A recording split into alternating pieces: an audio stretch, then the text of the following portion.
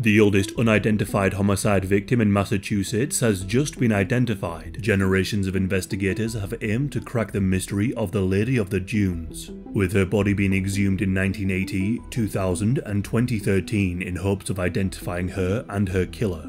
The Lady of the Dunes was the name given to an unidentified woman who was found brutally murdered in the dunes of Provincetown. Her official name for the last 48 years has been UP11840.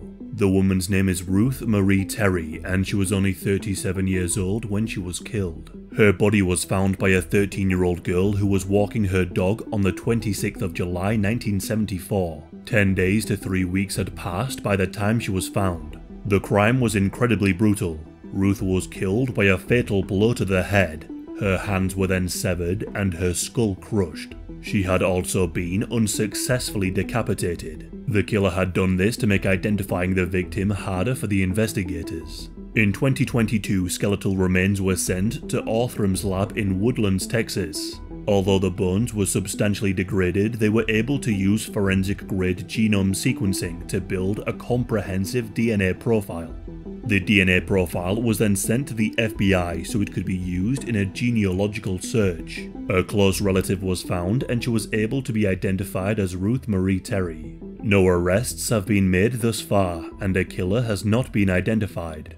The local district attorney Michael O'Keefe has stated that it is possible the killer has died. However, they will continue to try to solve the case with the presumption that the killer is still out there. On screen now is the updated poster created by the FBI, and they are seeking any additional information. In the past, suspects have included Whitey Bulger and Haddon Clark.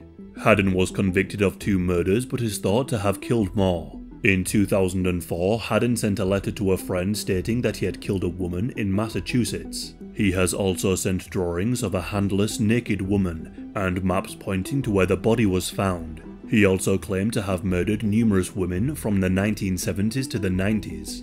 Very little is known about Ruth right now, other than she was born in Tennessee in 1936 and that she was a mother and a wife. She married in October of 1956 at the age of 20 in Tennessee. It's also reported that a member of her family did try to find Ruth years ago when she first went missing. Who this family member was is still unclear.